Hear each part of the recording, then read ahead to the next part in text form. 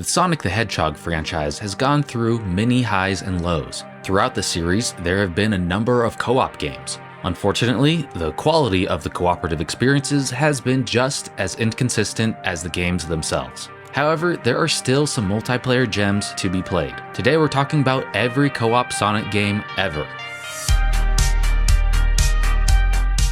Starting with the first one, which is Sonic the Hedgehog 2 on the Sega Genesis/Mega Drive. It's still considered by many to be the definitive Sonic game. This is the game that introduced Tails into the Sonic franchise. A second player can control him, although it might be frustrating for some. He can't fly, and the majority of your time will probably be spent just trying to keep up with Sonic. But when controlled by the right player, Tails can be a great asset to the team, and when it comes to boss fights, he can really shine. Ultimately, it's not the best co-op experience. It might be better suited for a younger sibling or a child. But nonetheless, I have a lot of nostalgia associated with playing this game with my younger sister.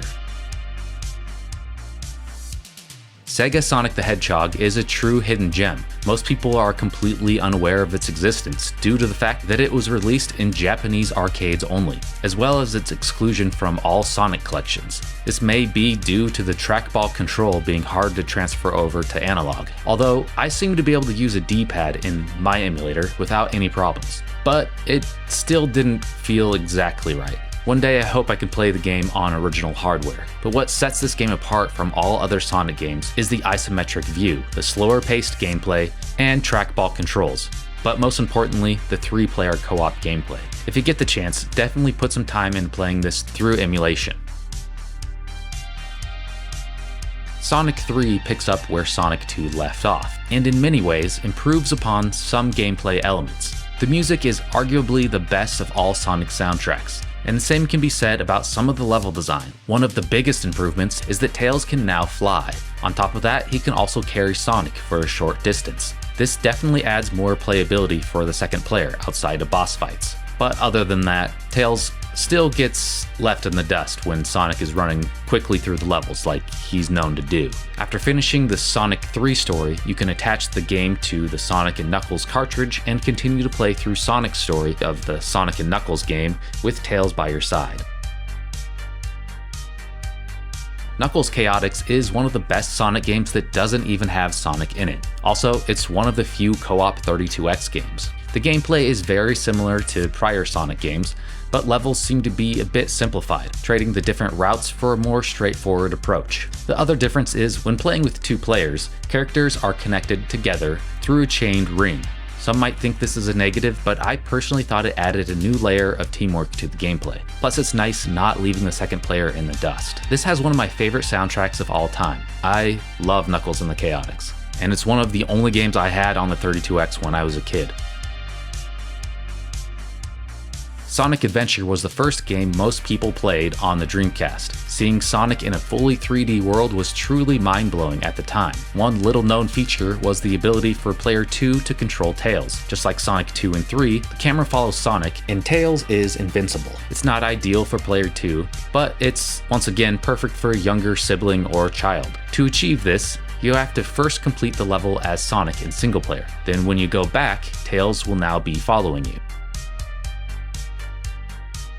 Sonic Battle is very different from other Sonic games. Usually when a Sonic game strays from the classic gameplay style, it's not a good sign. But in this case, the game works really well. Sonic Battle plays similarly to Super Smash Bros. Or Power Stone. Up to 4 players can connect their Game Boy Advances for free-for-all or team-based battles. Unfortunately, there isn't much of a story. However, 2 players can team up against the computer for 2-on-2 co-op battles. After going many years without a proper 2D Sonic game, the Sonic Advance series brought the Hedgehog back to his roots. Although prior Sonic Advance games did have multiplayer, Sonic Advance 3 was the first to include co-op. One of the main advantages of playing the game with 2 Game Boy Advances is you now have 2 screens. This removes the issue of losing Tails when the camera follows Sonic. The downside to this, now the levels can at times feel more like a race and less like teamwork. As soon as one player makes it to the goal, the stage ends. It almost feels like you're not even playing together at times. It's still a fun game and definitely worth trying with a friend.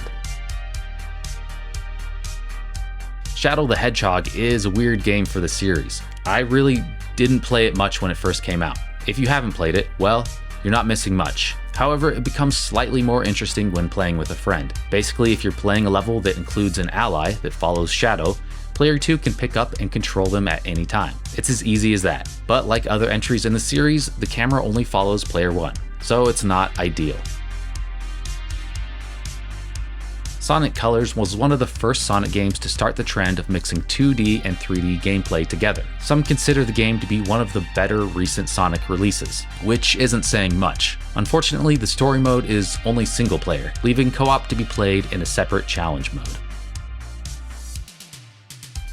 Sonic the Hedgehog 4 Episode 2 was a game that received pretty mixed reviews.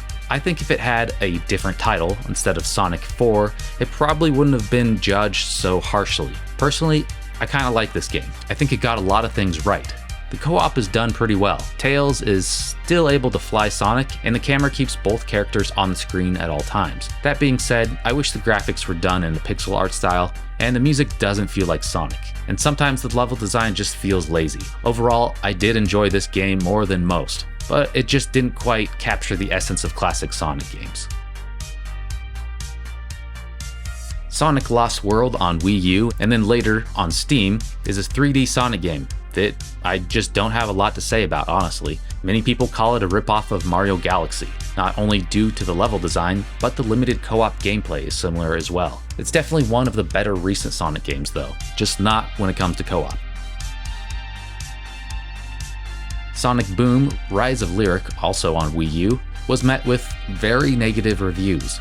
It had numerous glitches and bad camera and controls, terrible acting, story, and dialogue. But also the game doesn't play anything like a Sonic game. I'm not sure it deserves all the hate it gets.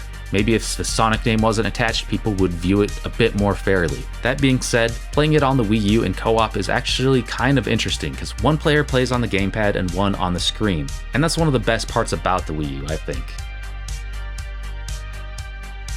In 2017, we finally saw Sonic return to its classic form in the best way possible. Sonic Mania is an amazing game. It just did everything right. It has great pixel art, amazing level design, interesting and unique boss fights, and music that sounds retro but with some modern flair. This is the Sonic game that I was waiting for. I can't really think of a single negative thing to say about it, other than the two-player mode is the same as Sonic 2 and 3, meaning Tails is constantly getting lost as Sonic runs through the levels. I wish they would have figured out a new creative way to make that a little bit more multiplayer friendly. That being said, Tails is still able to help out with flying and in boss fights. Coming from a lifelong die-hard Sonic fan, this could very well be the best Sonic game ever made. Sonic 2 and 3 are two of my all-time favorite games, but if I'm truly looking at this game objectively, I think it improves upon just about everything those games did. I can't say enough about Sonic Mania, the pinnacle of all Sonic games. Team Sonic Racing delivers an exhilarating arcade racing experience with a unique team-based twist. The game's innovative team dynamics, where cooperation is key, injects fresh excitement into the genre. While the adventure mode's story falls short and the item selection lacks innovation, the core focus on blistering speed is where Team Sonic Racing truly shines. The team-based races, slipstream tactics, and cooperative item sharing add layers of strategy, making it more than just a typical racer. The game's variety of characters, customization options, and expertly crafted tracks keep players engaged. This year, 2023, we got Sonic Superstars. This is the first time we saw a 4-player co-op Sonic game that successfully revitalizes classic 2D Sonic gameplay, striking a balance between nostalgia and innovation. The game introduces unique abilities for characters like Sonic, Tails, Knuckles, and Amy, while adding emerald powers accessible to all, enhancing strategic depth. It maintains Sonic's core mechanics with precise platforming, loops, and high-speed segments, offering a satisfying blend of old and new. Sonic Superstars excels in creating an immersive sense of speed. This is a great addition to the Sonic franchise, and I'm just so glad that co-op gameplay became more of a focus. Although, the execution was a little bit disappointing, as it has the same problems as many other Sonic games, where the camera only follows player 1. The other characters will end up getting lost in the dust. But the fix to this is you could push a button to quickly return to player 1 so you're all back on the screen. So at least that's somewhat of an improvement. Now before I go, I wanted to talk about some of the fan-made Sonic games that have co-op gameplay as well. Sonic Triple Trouble 16-bit emerges as an exceptional fan game, a true testament to the Sonic community talent and dedication. It's a remake of the Game Gear game Sonic Triple Trouble, and this one adds Tails into the mix, so you can actually play it in 2-player co-op. Visually, it faithfully captures the Genesis era and the music, composed with Genesis sound tech limitations. With additional campaigns, a competition mode, and attention to Sonic lore, it's a polished, must-play masterpiece that showcases what dedicated fans can achieve.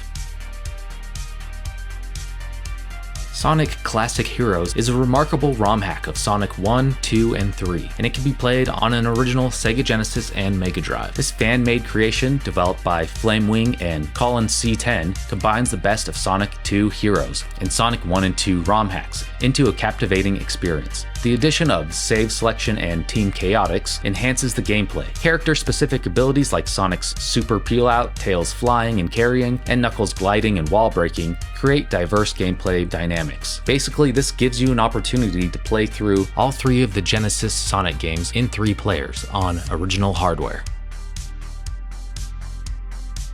But to me, the most impressive fan game is Sonic Robo Blast 2. This game masterfully captures the essence of the classic Genesis-era Sonic titles, offering a seamless transition to 3D gameplay that Sonic has long deserved but rarely received. Developed over 2 decades using the Doom engine, Sonic Robo Blast 2 has evolved significantly with recent updates, delivering a thrilling Sonic experience. It successfully translates key principles from 2D games, featuring fast-paced movement with controllable momentum, intricate yet navigatable level designs that encourage exploration and reward smart gameplay, and a balance between speed and strategy. You can play through this whole game either online or in split-screen co-op. If this was an official release, it would be my favorite 3D Sonic game to date. This is just incredibly impressive. I know there's a huge number of other fan games that probably have co-op as well, so let me know what other ones I should try out. And if there are any other co-op Sonic games that I missed, I'm sure you'll let me know. But those are all of the co-op games that I'm aware of in the Sonic franchise. If you enjoyed this video, watch this video where we talked about all of the co-op Mario games. Thank you for watching.